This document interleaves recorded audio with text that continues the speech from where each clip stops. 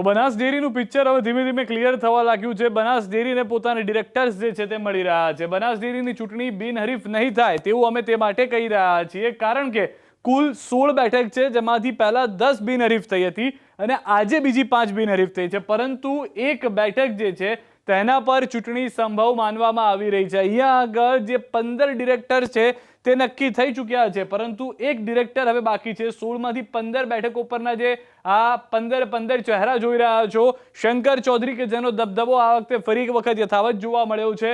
ત્યારબાદ અમીરગઢથી ભાવાભાઈ રબારી, થરાદથી પરબત પટેલ, ડીસાથી કમળાબેન દેસાઈ, મૂળજીભાઈ પટેલ સુઈગામથી છે, રાઘાભાઈ આયર જે છે તે સાતલપુરથી છે, રમીલાબેન ચૌધરી દિયોદરથી, માનીબેન ચૌધરી વાવથી, તેજાભાઈ પટેલ લાખણીથી અને તેમની સાથે અંબાબેન ચૌધરી ભાભરથી ડિરેક્ટર બની ચૂક્યા છે. હવે અહીંયા આગળ જોઈતાભાઈ કે પટેલ ધાનેરાથી, પીજે ચૌધરી દાંતીવાડાથી, બાબુભાઈ ચૌધરી કાંકરેજથી, ભરતકુમાર પટેલ પાલનપુરથી અને ફલજીભાઈ પટેલ વડગામથી ડિરેક્ટર તરીકે બિનહરીફ જે છે તે ચૂંટાઈને આવ્યા છે. તો એનો મતલબ એ સ્પષ્ટ છે કે શંકરભાઈની જે જૂની પેનલ હતી તે ડિરેક્ટરની ફરી એક વખત જોવા મળી રહી છે.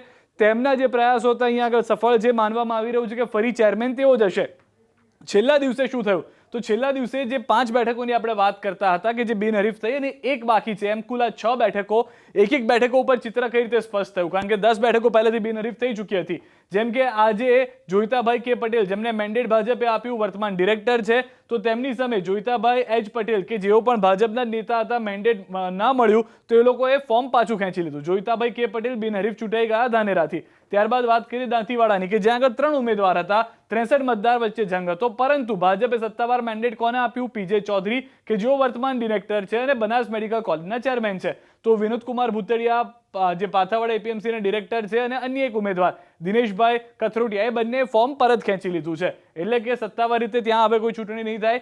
જે પીજે ચૌધરી છે તે જ ડિરેક્ટર તરીકે જોવા મળશે. ત્યારબાદ અહીંયા આગળ મુદ્દો એ હતો કે હવે અહીંયા શું થશે? કારણ કે હરિભાઈ ચૌધરી અને પાલનપુરની અંદર ભરતકુમાર પટેલ આ બંને સામસામે હતા. પૂર્વ કેન્દ્રીય મંત્રી હતા, પરંતુ મેન્ડેટ ભાજપે આપ્યું છે ભરતકુમાર પટેલને કે જેઓ વર્તમાન ડિરેક્ટર છે. તો ભરતકુમાર પટેલ બિનહરીફ ચૂંટાઈ ગયા છે. પાલનપુરથી જે મોટી અસમંજસની સ્થિતિ હતી તે સ્પષ્ટ થઈ ચૂકી છે. ત્યારબાદ દિનેશભાઈ ભટોળ વડગામથી હતા ઉમેદવાર તરીકે, જે વર્તમાન ડિરેક્ટર છે, અને ફલજીભાઈ પટેલ ભાજપે સત્તાવાર મેન્ડેટ આ વખતે જે વર્તમાન ડિરેક્ટર હતા તેમને નથી આપ્યું. તેમની સામે ઉભા હતા ફલજીભાઈ પટેલ, ભાજપે સત્તાવાર મેન્ડેટ તેમને આપ્યું. તો દિનેશભાઈ ભટોળ અને તેમની સાથેના જે અન્ય ઉમેદવારો હતા, કેપી ચૌધરી, કેસરભાઈ વાયડા, રમેશભાઈ પટેલ અને મોંઘજીભાઈ પટેલ, આ તમામ લોકોએ ફોર્મ પરત ખેંચી લીધું. અહીંયા 6 ઉમેદવારો હતા, છતાં પણ એક જ મેન્ડેટ મળતા હવે બિનહરીફ જોવા મળશે.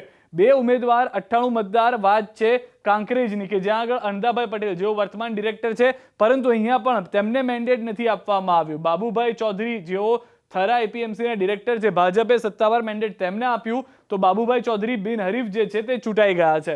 હવે જે 16માંથી 15 બેઠકો તો બિનહરીફ થઈ ગઈ, પરંતુ દાંતાની અંદર પેચ ફસાઈ ગયો છે કે જ્યાં આગળ દિલીપસિંહ બારડ જેઓ વર્તમાન ડિરેક્ટર છે તેઓએ ફોર્મ પરત નથી ખેંચ્યું.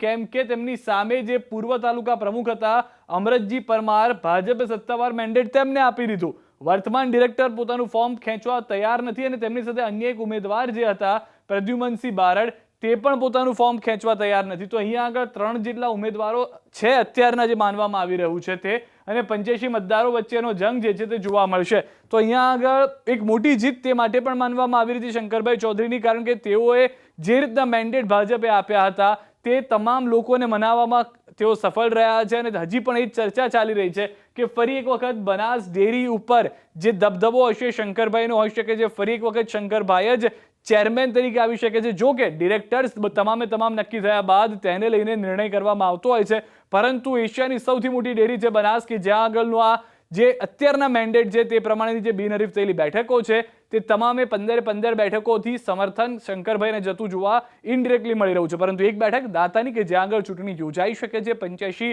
મતદારો મતદાન કરી શકે છે અને ત્યારબાદ કોણ હશે ત્યાંના ડિરેક્ટર તે સ્પષ્ટ થઈ શકે છે.